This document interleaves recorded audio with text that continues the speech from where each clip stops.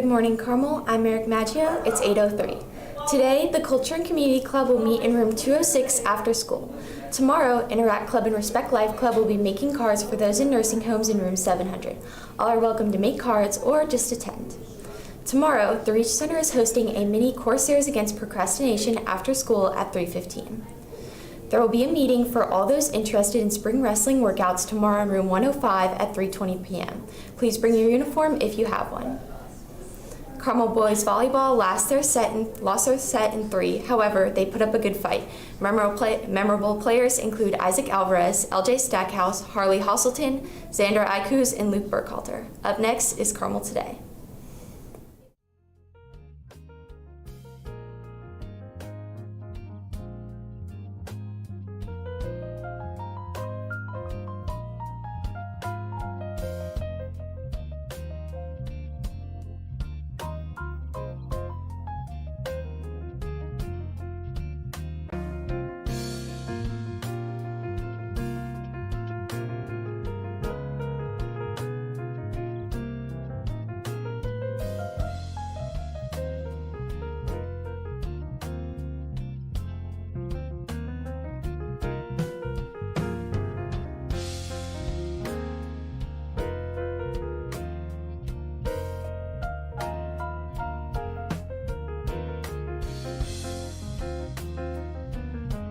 Catholic Carmel Today special report. With some special guests. And I think most of the people will probably recognize, some people will recognize both of these gentlemen. Sure. And maybe fathers, could you introduce yourself Yeah, to the for sure. Carmel community? Yeah. Father Macario, Benedictine monk from Bennett Lake Monastery. Those of you who have gone on Kairos retreats know exactly who I am, or I hope you remember who I am. And I am Father Martin from St. Joseph's Church in Belleville. I've seen so many kids from our school, of our parish. It's been so nice to see many of you at Carmel and see you thrive, which is very good. So thank you. Nice. Amen. Well, welcome, fathers. Welcome, yeah. I think maybe we should start with just your ministries. Just maybe talk a little bit about your ministries, and so that people can kind of get an idea of what you're doing. Yeah. Okay, sure, I'll start. Father, Bennett Lake is a monastery. We run a retreat center. So we've got about 110 beds, and we host groups during the week, during the weekend. There are 4 of us monks there that operate the monastery and the retreat center, and that is our ministry. We help people who are seeking retreat. We help people who are seeking God, and we give them that environment at our monastery. It's away from the city, it's by a lake, lots of trees, so they find the peace there that they are in search of. And so that's what our ministry is. I've been there for 2.5 years, and I'm the superior there, so I'm in charge of the monks and operations. And of course, for me, as a parish priest, our life is always in the parish. During masses on the weekend, masses during the week, anointing the sick, going to hospitals, doing weddings and funerals, and sometimes spending time in our school, St. Joseph's Catholic School, getting to know the parents, the students, the teachers, to build that community. So, Awesome. Excellent. Cool. And maybe, Father, you mentioned too, finding God, seeking God, and a fitting theme too as we are getting closer to Holy Week. So maybe just to close this special report, as we near Holy Week and the Triduum, is there anything you like to share with our students as they prepare spiritually? Well, you're right, Father Christian. We are entering into the Holy of Holies, Holy Week, and it'll start with Palm Sunday. With great celebration and welcoming Christ as King, acknowledging Him as King, but then we'll see a crazy dynamic change towards the end of the week with His crucifixion. Yeah. So I would encourage all of you just to enter, visually with those images of what's going to happen with Christ, and to walk those steps with Him. I put yourself in His shoes, sandals, and take part in the services that are happening at your parishes. I encourage you that. Yeah, I know this Holy Week is going to be also our spring break. So many of you may not have a chance to participate in liturgies, but I would encourage you to, whenever you get a chance, to participate in those liturgies. Particularly look at, because the whole Lent has been leading us to this. Yeah. All the journey we've been going through was leading up to this. Yes. It's a climax of what we've been going through all these days. But look at Holy Thursday, especially with the washing of the feet. It's teaching us something. Service to others is most important. Putting on our service as ministers of God to serve others. Then it's a Good Friday. It's so sacrifice others, and then rises again. Yeah. So what's our point is, it has been a journey for us from death to life. Yeah. Amen. Just one more thing, you know, if you do make it to the services, pay attention to the visuals that are happening. A lot of stuff is going to be happening in the liturgy Holy Week, and a lot of purposeful, intentional things that the pastor, the priest will do in the services, and they mean something. So really grasp the images, the actions that are happening. Yeah. Thank you. Yeah, thank you. We also have Stations of the Cross this week, too. Exactly. So that will be a great opportunity on Friday, this coming Friday, March 22nd. We'll have our Living Stations liturgy in the Salvi, and speaking to fathers, both fathers' points, it's a way to really enter into the life of Christ in an intentional way as we follow in his footsteps, as the Stations of the Cross mark the last day of Jesus' earthly life. Cool. And that's all we have. We'll be back Thursday for another episode of Carmel Today, but for Father Christian, Father Macario, Father Martin, have a great day, Carmel Catholic. Thanks very much. Thank you. I'm Caitlin Dravinsky, and I'm here with Noelle Waldschmidt and Noah Pitcher, two seniors on the Carmel mock trial team. So last weekend was the mock trial state competition down in Springfield. And what were each of your roles on the team? I was a defense attorney, and my role was the direct of Kit Mason, which is an officer, and then the cross of Professor Goodman, Cameron Goodman. Yeah. I was a plaintiff attorney, and so I was doing the direct of Sam Holler, who was a gas station employee, and then the cross of Kit Mason, who was a police officer. And so what do you do for those roles? What does that entail? So for the direct, you kind of work with the witness, and you have to kind of get what you want out of each witness.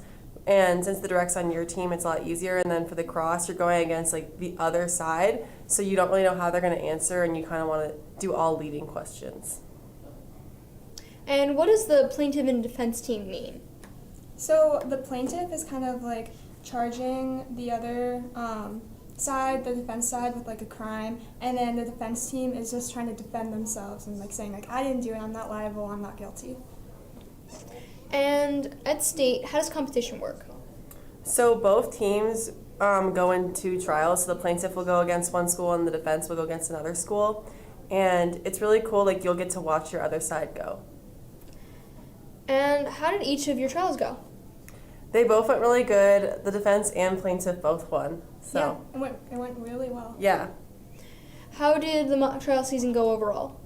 It was really, really fun. Like, we meet up on Wednesdays from 6 to 8, and we just go over the case every week, and it's just a really fun time. What did you each like most about mock trial? Especially for me, since I'm going to be going into political science on like a pre-law track next year, I think it was like a really good first-hand experience for me, and really wanted me to like make me want to be a lawyer more. So. For me, like, honestly, I have no idea what I'm going to do in the future, but this really, like, gave me an opportunity to kind of look into, like, maybe being a lawyer, and, like, I'm actually genuinely, like, interested in that now. And also, another favorite thing about mock trial is the people. Like, everybody's just so fun, all the coaches are great, it's just a really good environment. It's a lot more laid back than you would think, because it seems really stressful, Yeah. but it's a lot more, like, relaxed Yeah, and fun. it's super fun. And why would you tell others to join mock trial? Again, like the people, and like it's a really fun environment. Like it's really good for public speaking if you want to get better at that, and it's a lot easier when you have people that you become friends with around to do it. Yeah, like Morgan said, it's just so good for public speaking and like helping you grow in confidence. And also it's like a really random group of people that kind of like come together and work together. So it's just like a really fun group of people. And what would you say to anyone that wants to join? Don't be afraid to join. I didn't join until my senior year, and I regret it. I definitely wish I joined earlier, because now I'm like, oh, next year, and then there's no next year. So I think everyone should join if you're interested. It's really fun. Yeah, I have actually been on the team for 4 years now, and I think joining the mock trial team and just staying with it has been one of the best decisions I've made. It's just a super fun team. Thank you so much for coming on with me today. Next on CDN, I sat with Miss Polis last week to learn more about her hobbies. I'm Caitlin Javinsky for a new series that showcases the talents of teachers and staff here at Carmel. Teacher Talents. I'm here today with Miss Polis. So Miss Polis, what is your job here at Carmel? I'm the Director of Mission Outreach. How long have you been the director out here? I started as the Director of Development, and then July we created a new position for the Director of Mission Outreach. So it gives me the opportunity to help perpetuate the mission of Carmel out into the community, and gather our student bodies so that we can serve as one. So put our love into action. That's good. And what hobbies do you have outside of work? I have several. One is, and my most favorite, is playing with my grandchildren. I have an 8-year-old, almost 5-year-old, and a 1.5-year-old, so that keeps us pretty busy. But I also have a couple other hobbies that I don't get to play very often, but one of them is backgammon. And so that's the setup here. Yep. And how do you play with that board? Well, it's a game that's about 5,000 years old. It used to be, sometimes it's referred to as the Game of Kings. It comes from Mesopotamia and Persia, but it's basically you have 15, each side has 15 marks on a 24-point board, and you are moving your guys off as your opponent is trying to do the same thing. So there's a lot of strategy involved for defense and offense, and there's also the luck of the dice. So the dice can either be with you or they can be against you. How are the dice used in the game? So the dice just basically starts with your doubles. If you're rolling doubles or if you're rolling singles, it would denote how many men you're moving. And so the more doubles you get generally, that works out so that you advance faster. But sometimes, like double fives 3 times in a row is kind of a game ender for you. So there's only so much you can do with that. And there's lots of variations of backgammon. Different variations of how many people you can put on a point or whatever. So it's not a difficult game to learn, but it's a difficult game to master because it changes each game. How long have you been playing? I started playing my freshman year in college. My roommate taught me, and it was a good way to just kind of pass the time. It didn't cost us any money. And we just played for the entire school year. We kept points with pennies. And I think the pot at the very end of the year was like, I don't know, $40-something in pennies or whatever. But That's a lot of pennies. it was a way of just having some fun and, having a conversation. It's real chill. You can kind of stop and get up, move around, and come back at it. So. And you tell me that very same year you won this board. I did. So this board, I actually participated in a all-campus tournament, and I got to the very, very final game. And unfortunately rolled 3 sets of double fives, which basically just killed my game and I was out. So this was my consolation prize, and I've had this board ever since. But some of the backgammon boards are really ornate. Some of them are very simple. This is a very simple board. It's an old board, but I have a smaller board that I travel with, and now I play on an app on my phone. So I play, which isn't as fun as sitting across the room from somebody, but. Other than that competition, have you received any awards or achievements with this game? Nope. It's just something I love. There aren't a lot of people that play backgammon anymore, so I'm trying to get my grandson, who's 8, to kind of learn his times tables so that we can start playing together, because it's a little bit of math, but again, any age can do it. It's just a matter of learning what the moves are. So I'm hoping that, if the students are interested in learning to play, stop in and we'll teach you how to play backgammon. Thank you. For CDN News, I'm Caitlin Drabinsky. Thanks.